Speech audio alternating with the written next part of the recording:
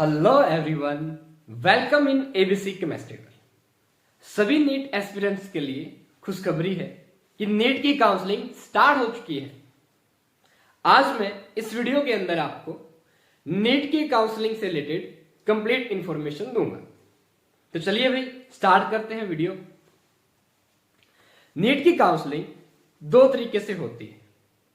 पहला all India counselling, second state counselling. जो आपकी ऑल इंडिया काउंसलिंग होती है ये 15% सीटों के लिए होती है और जो स्टेट काउंसलिंग है वो 85% सीटों के लिए होती है। 85% सीटों के लिए होती है स्टेट काउंसलिंग, 15% सीटों के लिए होती है ऑल इंडिया काउंसलिंग। अब ऑल इंडिया काउंसलिंग के अंदर 15% सीटें भरी जाती हैं हर कॉलेज की। एवरी कॉलेज की 15% सीटें ऑल इंडिया काउंसलिंग के थ्रू फिल की जाती हैं और 85% सीटें स्टेट काउंसलिंग के थ्रू फिल की जाती हैं। तो इन दो तरीके से काउंसलिंग होती है। ठीक है, मैं आपको जो 15% ऑल इंडिया कोटा सीट्स के लिए काउंसलिंग है उसको डिटेल में बताऊंगा, क्योंकि आपकी ऑल इंडिया कोटा सीट्स के लिए काउंसलिंग स्टार्ट हो चुकी है गाइस। ठीक है, इनके बारे में आपको कंप्लीट इंफॉर्मेशन दूंगा और कैसे आप एक बेस्ट कॉलेज के अंदर एडमिशन प्राप्त कर सकते हैं यह भी बताऊंगा। ठीक है, तो चलिए भाई स्टार्ट करते हैं कि आपकी 15% ऑल इंडिया कोटा के सीट्स के लिए जो काउंसलिंग स्टार्ट हो चुकी है वो कितने राउंड्स में होंगी। ऑल इंडिया कोटा के लिए आपकी काउंसलिंग 4 राउंड्स के अंदर होंगी। पहला राउंड 1 है, दूसरा राउंड 2, फिर आपका आएगा मोप अप राउंड। ये 3 मोस्ट इंपॉर्टेंट राउंड है। उसके बाद आएगा भाई स्ट्रे वैकेंसी राउंड। अब चलिए इनके सिग्निफिकेंस के बारे में बताते हैं आपको।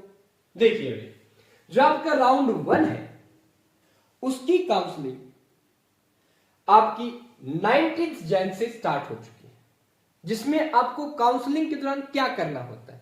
सबसे पहले तो ये जान लीजिए, काउंसलिंग ही वो मार्ग है, रास्ता है, वे है जिसके थ्रू आपको कॉलेजेस में एडमिशन मिलता है।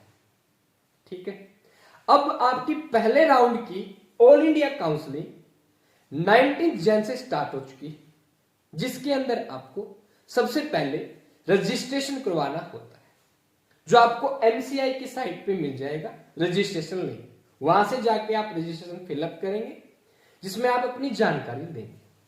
ठीक है, आपकी 12th की मार्कशीट के हिसाब से आपके मार्क्स बताएंगे, सारी चीजें फिलअप करेंगे अकॉर्डिंग जो दे रखा है। खुद का नाम, पापा का नाम, मम्मा का नाम, आप कहां से बिलोंग करते हो, स्टेट का कंप्लीट इंफॉर्मेशन देंगे।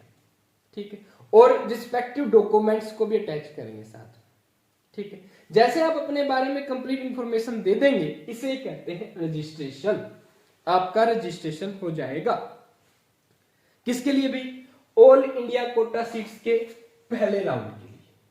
ठीक है, उसके बाद आपको करनी पड़ेगी पेमेंट, फिर आपसे वो पेमेंट लेंगे। ठीक है, पेमेंट देने के बाद आपको करनी होती है कॉलेज के लिए चॉइस फिलिंग। फिर आप जिस कॉलेज में, पूरे इंडिया में किसी भी कॉलेज के अंदर आप एडमिशन प्राप्त करना चाहते हैं, आप एडमिशन लेना चाहते हैं, तो उस कॉलेज को फिल करेंगे। ठीक है, फिल करने के बाद 24 जनवरी तक आप चॉइस फिलिंग कर सकते हैं।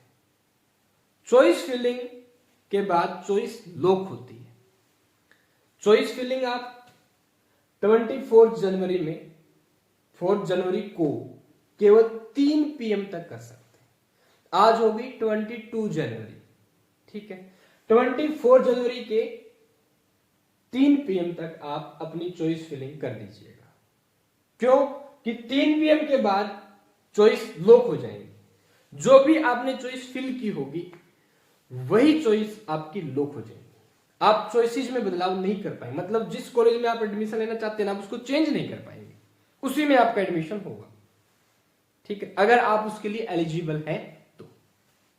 ठीक है, आपका रजिस्ट्रेशन हो गया, चॉइस फिलिंग हो गई, पेमेंट हो गई, लॉकिंग आप साथ ही कर दीजिएगा, कोई डेट की जरूरत नहीं है। आज 22 है, 23 है और आपके 24 को 3 बजे से पहले तक आप एक साथ ही सारे वर्क कर सकते हैं। रजिस्ट्रेशन किया, अपने बारे में जानकारी दी, पेमेंट कटवा दी, अपने कॉलेज फिल कर दी जो आपको चाहिए, लॉक कर दिए, खत्म, आपकी ओर से काम फिनिश।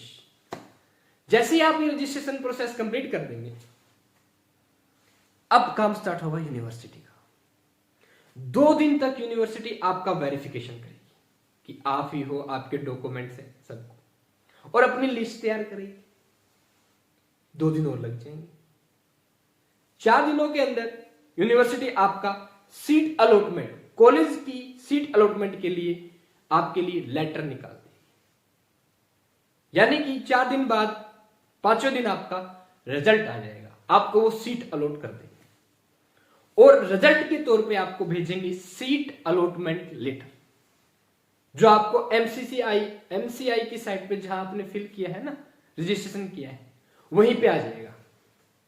ठीक है, आपको अलॉटमेंट लेटर मिल जाएगा जिस दिन आपका रिजल्ट आएगा। आपका रिजल्ट आएगा भाई 5 दिनों के अंदर, 29 जनवरी को। ठीक है, आपका रिजल्ट आ गया, आपको अलॉटमेंट लेटर मिल गया। कैसे मिलेगा भाई अलॉटमेंट लेटर? फॉर एग्जांपल देखिए, मेरे साथ हुआ था, यह है मेरा अलॉटमेंट लेटर। जैसे ही आप पहले राउंड की काउंसलिंग को रजिस्टर कर देंगे तो आपका 29 को रिजल्ट आएगा और आप जिस कॉलेज में आपने बोला है एडमिशन के लिए, जो फिल किया आपने चॉइस, अगर उसके लिए आप एलिजिबल हैं तो आपके लिए यूनिवर्सिटीज, कॉलेज क्या करेंगे, अलॉटमेंट लेटर जारी करते हैं। जैसे ये अलॉटमेंट लेटर है, ठीक है, ऐसा अलॉटमेंट लेटर आपके पास आ जाएगा साइट के ऊपर, आप उसको प्रिंट करवा लेंगे और अपने जो भी आपके डॉक्यूमेंट्स हैं, सभी डॉक्यूमेंट्स को लेकर कॉलेज के अंदर पहुंचेंगे। कब पहुंचेंगे? 30 जनवरी से 4 फेब के बीच आपको कॉलेज में जाके क्या करना होता है, रिपोर्ट करना होता है। और उस रिपोर्टिंग का मतलब होता है कि आपके जो भी डॉक्यूमेंट्स आपने रजिस्टर करते समय अप्लाई किए हैं उनको वेरीफाई करवाना कि वो आपके ही डॉक्यूमेंट हैं और आपके सही तरीके से डॉक्यूमेंट लगाए गए हैं। ठीक है, आपके सारे क्राइटेरिया कंप्लीट हैं जो एडमिशन के लिए चाहिए।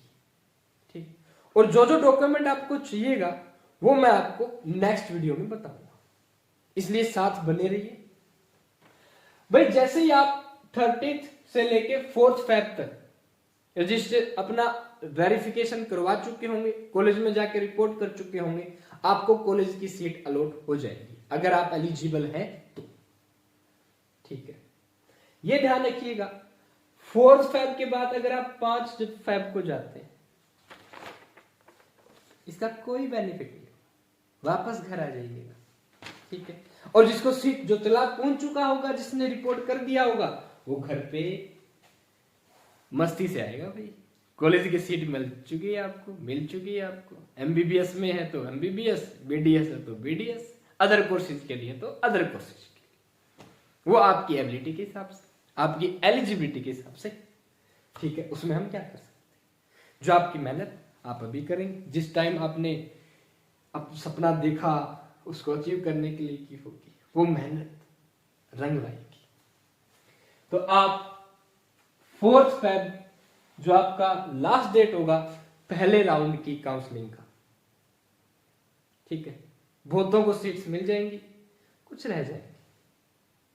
उनके लिए भी जो रह गए हैं क्या होगा, दूसरा round of counselling, that will be second round of counselling. करीब 2 दिन बाद आपका सेकंड राउंड स्टार्ट हो जाएगा, जो 14 फेब तक आपको कहेगा कि जो आपने पहले राउंड में किया था, registration, choice filling, payment, choice locking, वो कर दीजिएगा। 14 फेब को 3 PM से पहले ये सारे काम आपके कंप्लीट हो जाने चाहिए। 4 भाई, registration, payment, choice filling, locking. कोई बात ना, आप चॉइस फिल करके छोड़ दीजिए, लॉक अपने आप हो जाएंगी। 3 PM के बाद आप बदलाव नहीं कर सकते। ठीक है, उसके बाद 19 फेब को आएगा आपका रिजल्ट। अगेन अगर आप एलिजिबल हुए, आपके लिए सीट बची हुई होंगी, तो आपके लिए अलॉटमेंट लेटर आ जाएगा। फिर भाई 19 फेब के बाद अप टू 26 फेब तक आप लोग कॉलेज में जाके रिपोर्ट करेंगे, अपने सारे डॉक्यूमेंट्स को वेरीफाई करवाएंगे। आपके डॉक्यूमेंट वेरीफाई होते ही आपको जिस कॉलेज के लिए, देखिए जो अलॉटमेंट लेटर आता है ना, उसमें कॉलेज का नाम, सारी चीजें फिलअप, सारी चीजें मिलेंगी, ठीक है, जिस कॉलेज में आपको एडमिशन मिलना है।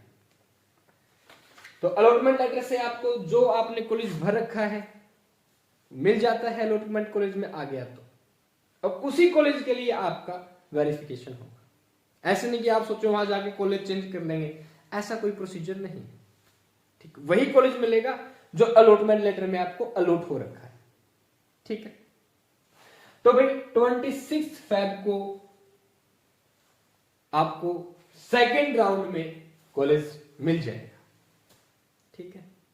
अब भाई यहां पे एक डाउट आता है, क्या कि जो आपका पहले राउंड में अगर आपने रजिस्ट्रेशन नहीं करवाया तो क्या आप सेकंड राउंड में फिर से न्यू तरीके से रजिस्ट्रेशन करवाएंगे? यस, पहले राउंड में मान लो आपने नहीं करवाया तो आप दूसरे राउंड में करवा लेना, कोई बात नहीं, ठीक है। अब कुछ के मन में ये भी डाउट होगा, पहले राउंड में तो मैंने रजिस्ट्रेशन करवा लिया, ठीक है, पर मुझे सीट अलॉट नहीं हुई, तो क्या मुझे सेकंड राउंड में फिर से फीस देनी पड़ेगी? फिर से फीस देनी पड़ेगी? नहीं, पहले राउंड में आपने फीस दे दी ना, एक ही बार फीस लगेगी आपकी, ठीक है। दूसरे राउंड में केवल आप फेर बदल कर सकते हैं कि आपकी चॉइस जो फिलिंग है इनको चेंज कर लेंगे, साइट पे जाएंगे, खुद अपना आपको रजिस्ट्रेशन नंबर मिल जाएगा, अपना कोड मिल जाएगा, पासवर्ड जो आप भरेंगे उससे आप साइट पे जाके खोल लेंगे, ओपन कर लेंगे, फिर आपको क्या होगा, आप अपनी चॉइसेस को चेंज कर सकते हैं, फिर इनको सेव कर देना, खत्म। आपको कोई न्यू तरीके से पेमेंट नहीं देनी पड़ेगी, आपको एक ही बार पेमेंट करनी, ठीक है। अब कुछ लोग भी, कुछ स्टूडेंट रह जाते हैं, कुछ कैंडिडेट ऐसे होते हैं जो राउंड 1 में फिलिंग नहीं कर पाते, ठीक है, या नहीं सोचते, उनका मन नहीं करता मैं तो राउंड फिलिंग 1 में नहीं करूंगा, मेरे इतने मार्क्स नहीं है, तो राउंड 2 में करते, ठीक है, क्योंकि एक आइडिया सा लग जाता है, ठीक है। अब भाई जैसे ही आपके सेकेंड राउंड तक की वर्किंग हो गई, उसके 2 दिन बाद यानी करीब ये मान लीजिए 1 मार्च तक आपका थर्ड राउंड यानी कि मॉकअप राउंड स्टार्ट हो जाएगा। अब यहां पे खास बात सुनिए, पहले राउंड में जो सीट्स फिलअप हो चुकी हैं वो सेकेंड राउंड में जो सीट्स फिलअप हो चुकी हैं वो फिलअप हो गई। अब जो बची हुई सीट्स हैं उनके लिए क्या होगा, मॉकअप राउंड।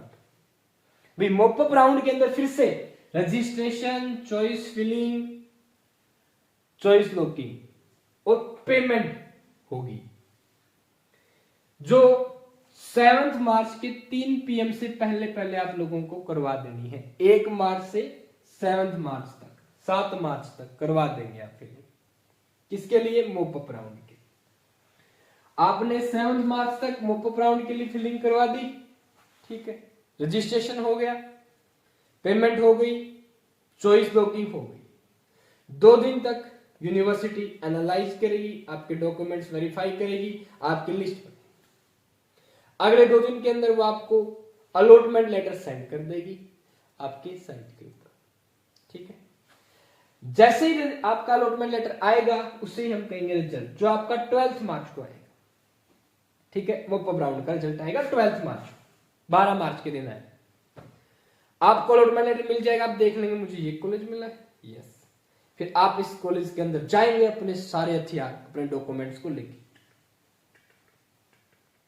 जाके रिपोर्ट करेंगे, अपने डॉक्यूमेंट्स वेरीफाई करेंगे, अपनी सीट पे कब्जा कर लेंगे।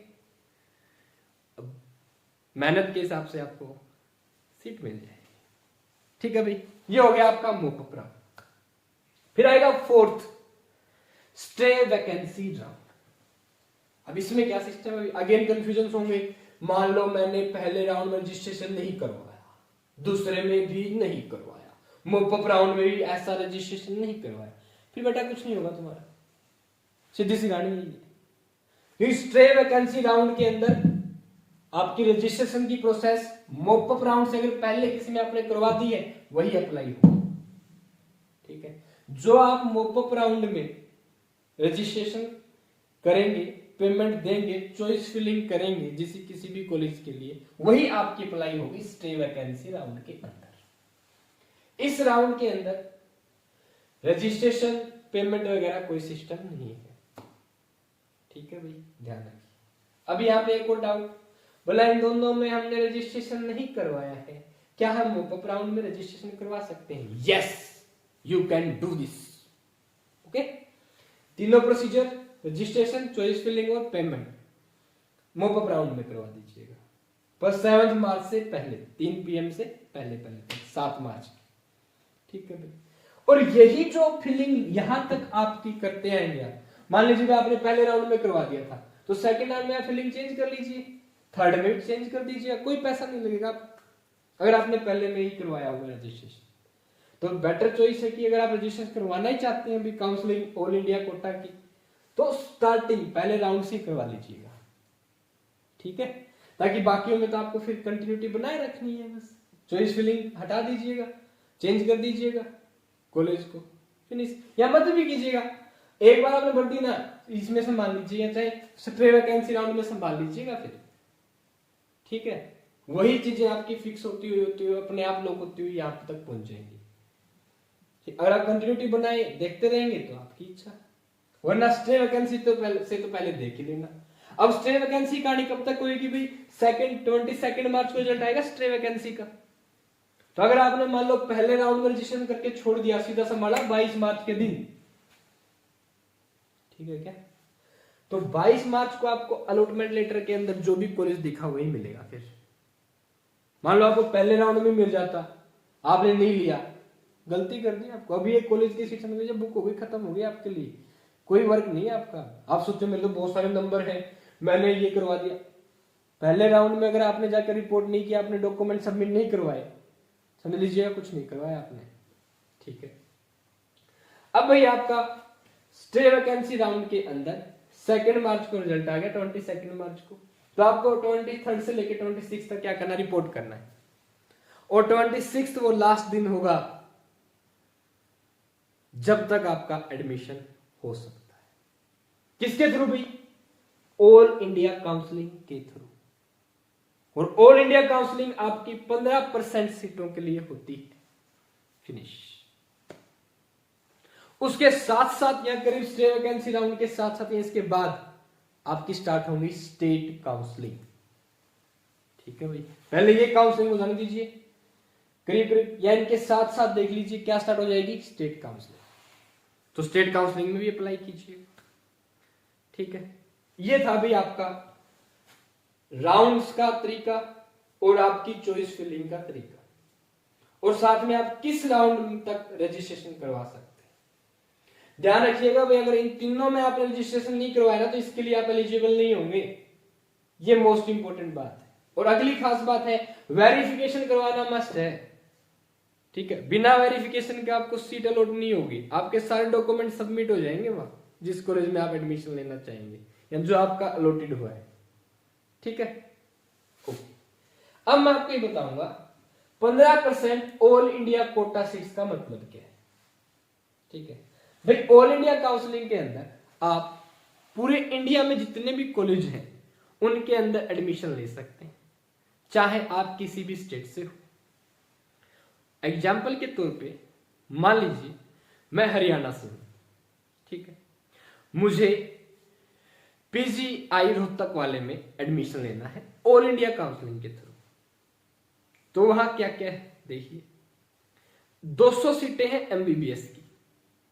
ठीक है, उनमें से 15% सीटें ऑल इंडिया काउंसलिंग के थ्रू भरी जाएंगी, मतलब 30 सीटें 200 में से ऑल इंडिया काउंसलिंग के थ्रू फिल होंगी। ये क्या मतलब है, 30 सीटों पे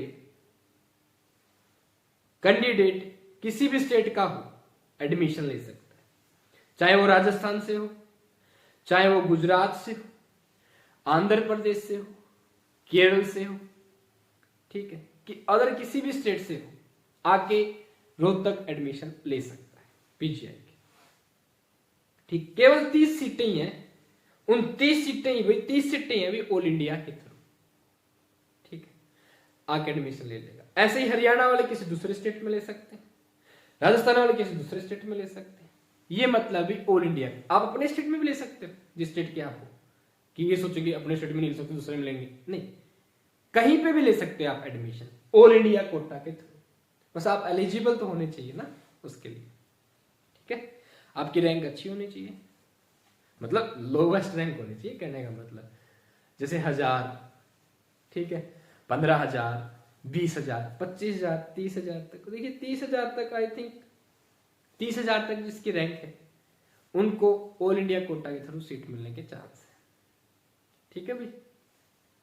ये था ऑल इंडिया काउंसलिंग 15% सीट्स के लिए, जो आपकी स्टार्ट हो चुकी है और 26 तक खत्म हो जाएगी, ठीक है भाई। अब भाई ये थी हमारी आज की वीडियो, जो मैंने आपको स्पेशली नीट की काउंसलिंग कैसे होगी, 2 प्रकार की होती हैं, ये बता दूं। अगली वीडियो में मैं स्पेशली आपको ये बताऊंगा कि कौन कौन से डॉक्यूमेंट आपको चाहिए, जो आप साथ में लेके जाने बहुत जरूरी हैं कॉलेज के अंदर वेरिफिकेशन करवाते समय, जब आपको सीट कंफर्म हो जाए तब। बस आय प्रमाण पत्र का स्पेशल ध्यान रखिए, बाकी अदर डॉक्यूमेंट्स में आपको नेक्स्ट वीडियो में बताऊंगा, ठीक है भाई। जिसको भी नीट काउंसलिंग से लेकर कोई भी डाउट आए तो मुझसे डायरेक्ट पूछ सकता है, कमेंट में पूछ लीजिए या व्हाट्सएप से ही पूछ सकता है। मेरा व्हाट्सएप नंबर भी है 9518153936, ठीक है भाई। हम यही चाहते हैं कि आप जल्दी से कॉलेज में एडमिशन ले लीजिए और पहुंचिए, ठीक है। हम स्वागत बाहें फैलाए तैयार खड़े हैं भी आपके स्वागत के लिए। हमारे कॉलेज में आए तो बिल्कुल रेडी हैं हम, कब हमारे जूनियर आए। बहुत बहुत स्वागत है आप सभी का कॉलेज के लिए, ठीक है। और किसी प्रकार का कोई डाउट आए पूछ लीजिए, ठीक है भाई। और डॉक्यूमेंट से रिलेटेड नेक्स्ट वीडियो देख लीजिएगा। हंसते रहिए, मुस्कुराते रहिए, मस्त रहिए। अगर आपको वीडियो पसंद आई है, आपको जानकारी अच्छी लगी है, तो please like the video, share the video, अपने दोस्तों तक पहुंचाइए and subscribe our channel ABC chemistry world. All the very very best. जय माता।